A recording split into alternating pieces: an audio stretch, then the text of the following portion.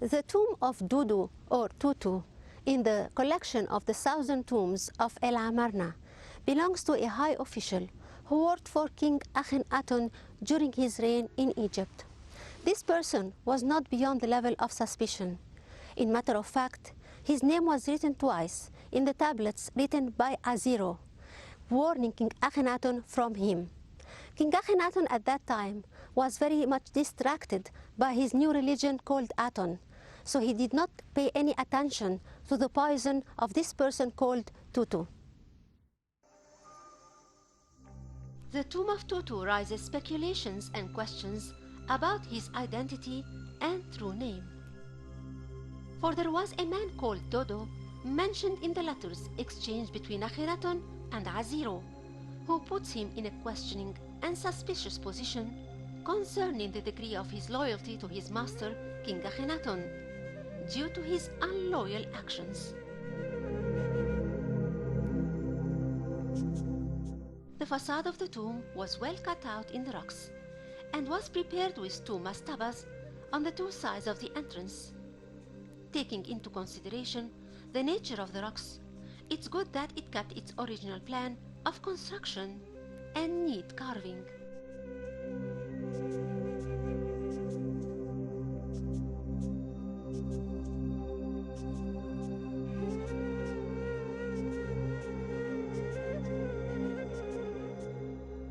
The whole of the tomb was supported by 12 columns cut out in the same rock.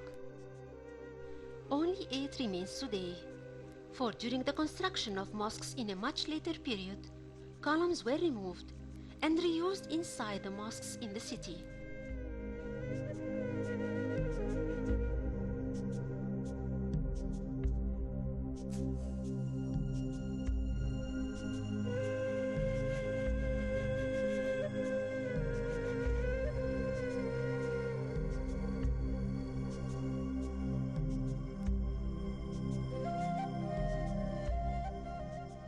There are elements of constructions here that are quite unique and seen only in temples.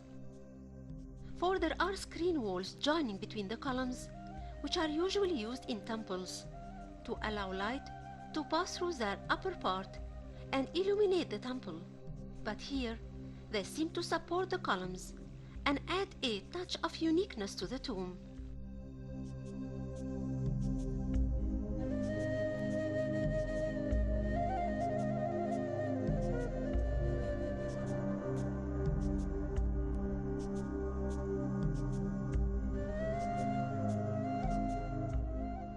There are side chambers in the tomb to store all the funerary furniture needed for the afterlife of the deceased.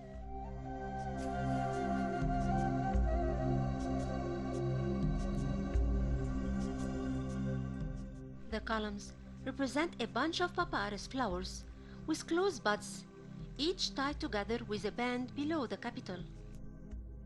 In the center, the statue chamber is located, with steps cut out in stone, ending by a place prepared for the statue of Tutu, again a feature of temples.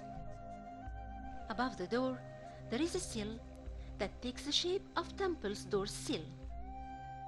It's wonderful to see the ceiling, in its good condition, blends with the columns and the ground, being all cut out in the same rock, and is very well preserved till today, taking into consideration that the tomb is 3,300 years old.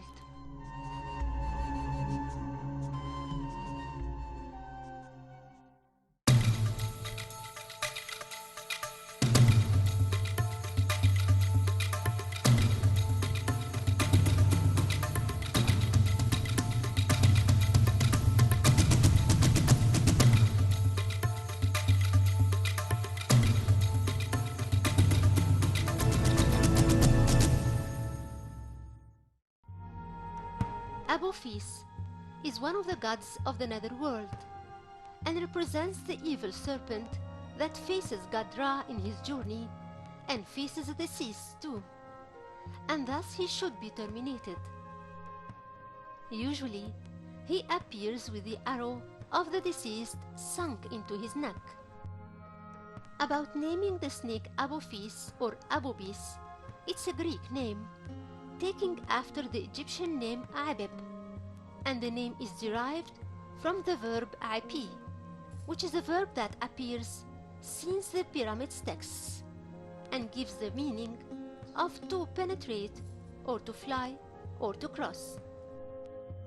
According to what came in the different religious texts, the snake Apophis existed since eternity, since the beginning of the creation of the world, for he represents the evilness and the unbalance of the universe. His defeat and expel for the first time was by the Creator God in his various images. Therefore, he became the most vicious enemy of the sun god and intersects and opposes his daily journey in the sky. Accordingly, he was described in the texts as the destroyed. It's a reflection of his being destroyed and terminated every day. He's an older image of Satan, who was expelled from heaven by God and revenged by trying to harm and destroy humans. Abeb or Apophis is the embodiment of the hostile forces that stalk the sun god and the journey of his boat in the sky of the netherworld. Apophis, the snake, attacks the bark of Ra and therefore threatens the world's order in general. The crew of the boat of the sun god, who are headed by God Set, defeats this attacker after fighting him and eventually having victory over him. This struggle is repeated in the daily journey of the sun boat.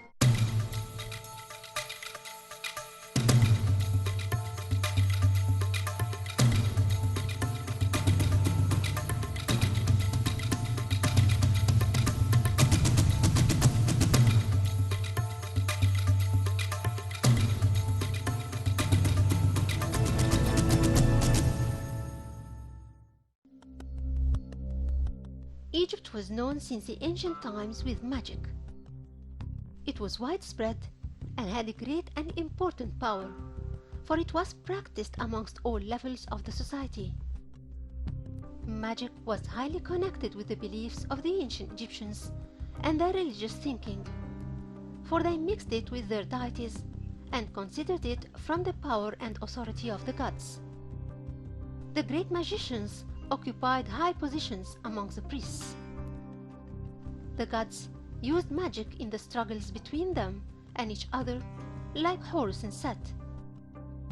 Greeks spoke highly of the knowledge of the Egyptians of magic, and the magicians of Egypt were mentioned in the story of Moses in Quran.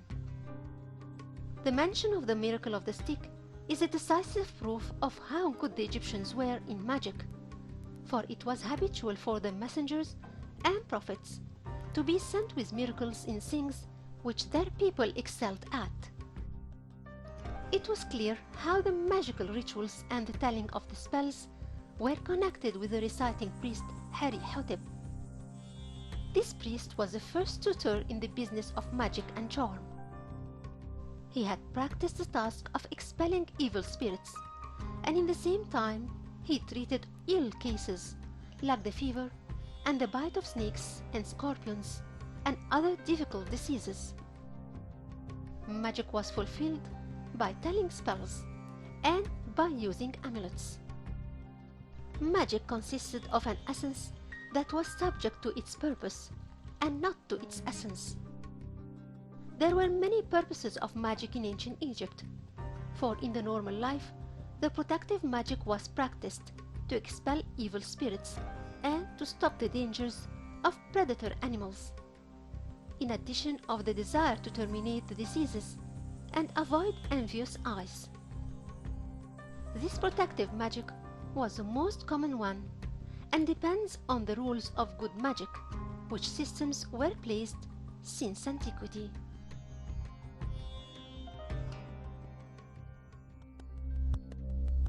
The Egyptian magic is a science derived from books, for the magician used special books of magical spells that are fit to each case and recites these spells by himself.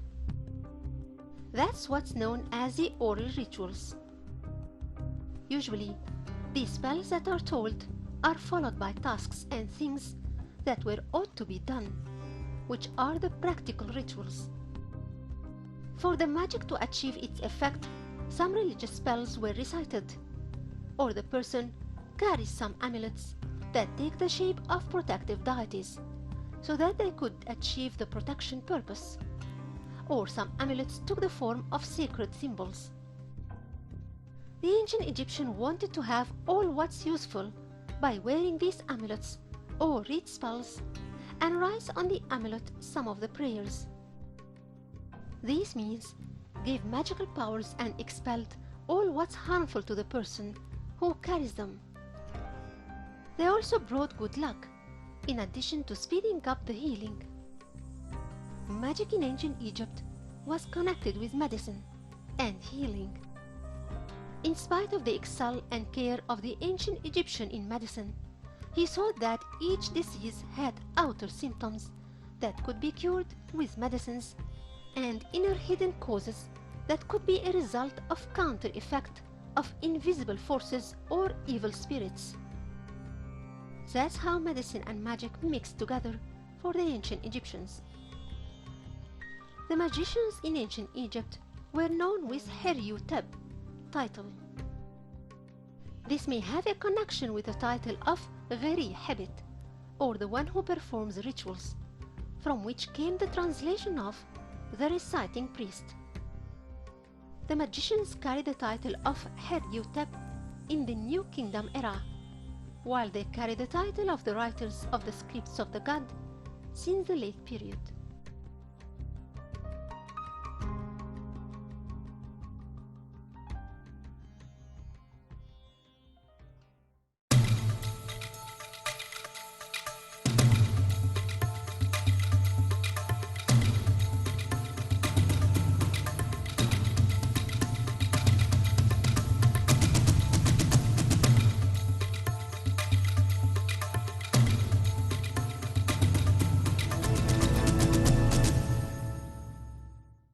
When the famous king Akhenaten realized that he can no longer live in Thebes after calling for his new religion to worship one god, he had to choose a new place, which is here, Amarna in Elminia Governorate.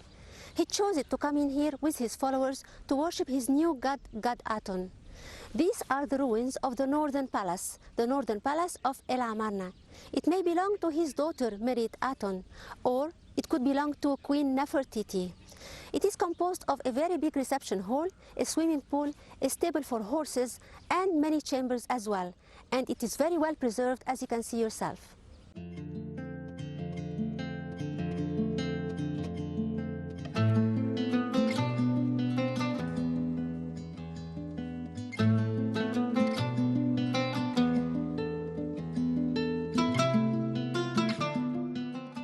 The history of religion in ancient Egypt before the time of King Akhenaten, and that's prior to the 14th century BC, was based on the numerosity of deities.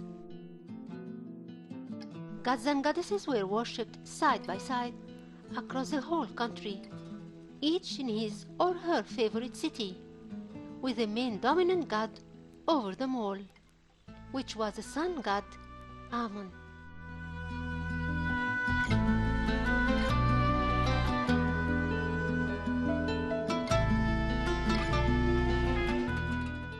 Then came Akhenaten with his new creed, calling for the unification of deities and concentrating the whole cult into one god only.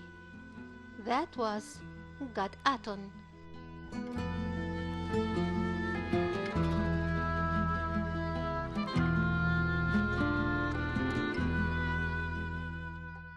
The word Aton wasn't new for the ancient Egyptian, for it actually meant the sun disk.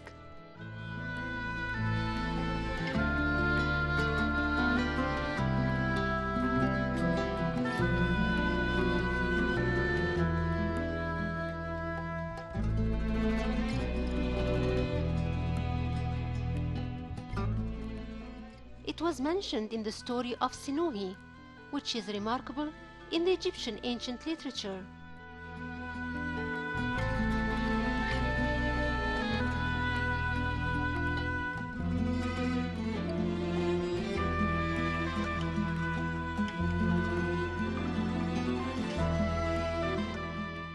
Senohi said in his talk about the king of his time, he rose up to his horizon and became united with the sun disk Aton.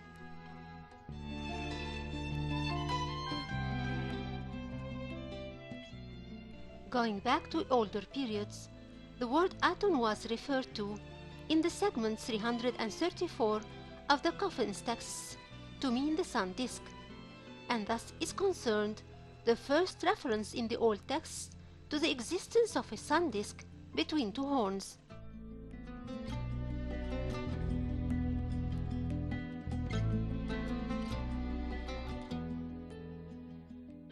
The sun disk here was connected to goddess Bat, who preceded the existence of Hathor.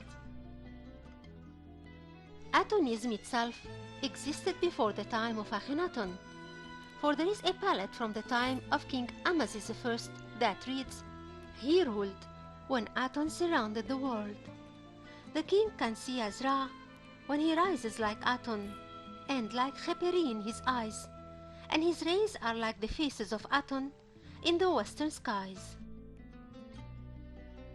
It's notable that Aton in this text did not have the ideogram of a god, and thus may be a proof that until that time he was not identified as a god.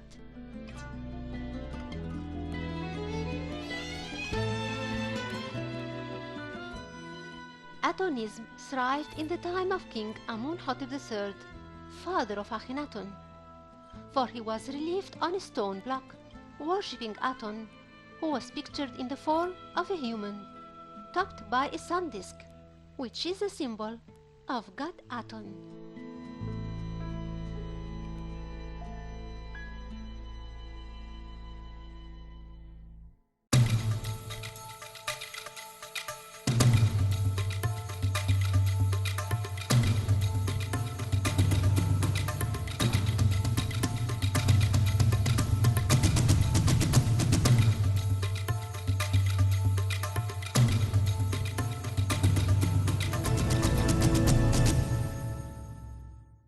So we have with us the artist Shireen Gerges, who contributed today in the exhibition of art of Forever is Now. Hello, Shireen. Hi, thank you for coming. Thanks a lot. Please introduce yourself. My name is Shireen Gurgis, and behind me is a sculpture that site-specific sculpture that I created for the exhibition, and the sculpture is titled "Here I Have Returned." So what do you want to reflect or express by your piece of art? My sculpture is designed based on the design of an ancient pharaonic sistrum. And that's a musical instrument that Goddess Hathor. yes, of Goddess Hathor, bravo. And the sistrum was used to worship her. And also, if you notice in the Book of the Dead, often Isis is represented holding the sistrum. Sistrum is a very small, intimate instrument, and it was one of the only instruments allowed inside the deep parts of the sacred parts of the temple. So, because I was here at the site of our, and our ancestral site, I wanted to make sure that I'm in conversation with that history, in a respectful way and in a dialogue. And I particularly was interested in the way that Egyptian women over time have integrated their work, Status? their labor. Labor. Their labor is often invisible. Okay, I So see. I was really interested in being in dialogue with that. So we come to see the Khufu, Khafra, Mankara. But there's also 6 Queen's pyramids here. So these are 3 of them. And I wanted to lay the sistrum down in a way, so abstract the shape of it and lay it down so that it focuses the eye on the Queen's pyramids.